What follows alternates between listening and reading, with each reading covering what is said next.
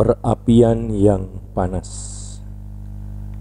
Raja Nebukadnezar memerintahkan agar membuat sebuah patung emas dengan tinggi 27 meter dan lebar hampir 3 meter.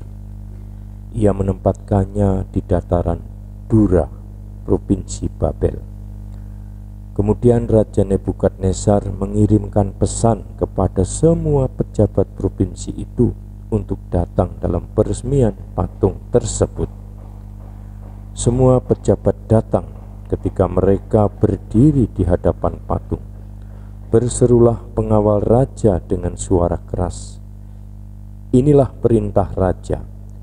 Jika terompet berbunyi diikuti bunyi seruling, kecapi, rebab, gambus, sterdam, dan alat-alat musik lainnya, kamu semua harus sujud menyembah patung emas yang telah didirikan oleh Raja Nebukadnezar. Barang siapa tidak mentaati perintah ini akan langsung dilemparkan ke dalam perapian yang menyala-nyala."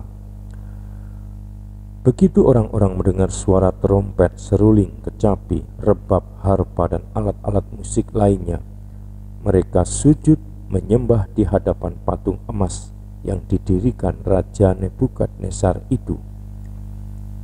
Akan tetapi beberapa orang Kasdin melaporkan bahwa Hananya, Misael, dan Azaria tidak bersujud menyembah patung itu. Nebukadnezar sangat marah dan segera memanggil Sadrak, Mesak, dan Abednego dan berkata kepada mereka, "Jika kamu tidak menunduk ke tanah, kamu akan dilempar ke dalam perapian yang menyala-nyala. Dewa mana yang dapat melepaskan kamu dari tanganku?" Sadrak, Mesak, dan Abednego menjawab raja, "Yang mulia, jika Allah kami dapat melepaskan kami dari perapian yang menyala dan dari tanganmu, semoga ia berbuat demikian. Bila ia tidak mau, ketahuilah ya raja, kami tidak akan menyembah dewa-dewamu atau bersujud di hadapan patung emas yang engkau dirikan." Nebukadnezar memerintahkan agar perapian dipanasi 7 kali lebih panas dari biasanya. Kemudian ia memerintahkan beberapa orang dari pasukannya untuk mengikat Sadrak, Mesak, dan Abednego serta melemparkannya ke dalam perapian yang menyala-nyala. Dengan segera mereka diikat dan dilemparkan ke dalam perapian yang menyala-nyala. Namun mereka berjalan di antara api sambil bernyanyi bagi Allah dan memuji namanya. Malaikat Tuhan turun dan bergabung dengan Azaria dan kawan-kawannya dan meniup nyala api di perapian itu. Ia mengubah hawa dari perapian itu menjadi angin yang berembun dan dingin, sehingga api tidak menyentuh mereka. Kemudian di dalam perapian, ketiganya memuliakan Allah dengan berkata, "Tuhan Allah leluhur kami, Engkau layak dipuji dan dimuliakan." Raja Nebukadnezar berdiri keheranan. Ia bertanya kepada para pejabatnya, "Bukankah tadi kita melemparkan 3 orang terikat ke dalam api?" Mereka menjawab, "Benar Raja."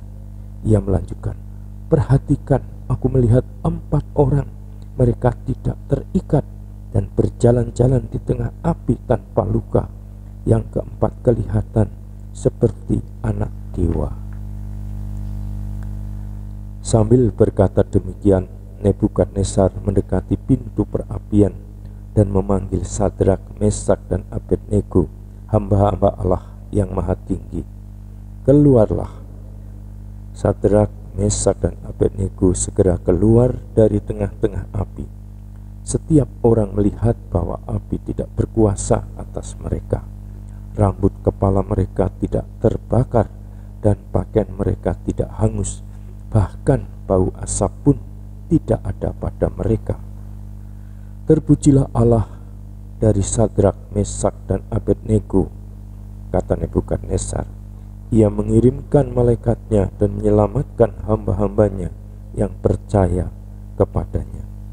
Saudara dan sahabatku, itulah kisah menarik di dalam kitab Daniel yang direnungkan oleh Hevernan. Semoga kesetiaan kita kepada Allah juga dikobarkan dengan pengalaman Sadrak, Mesak, dan Abednego ini. Salam, Tuhan mencintai kita semua dengan hati yang berkobar.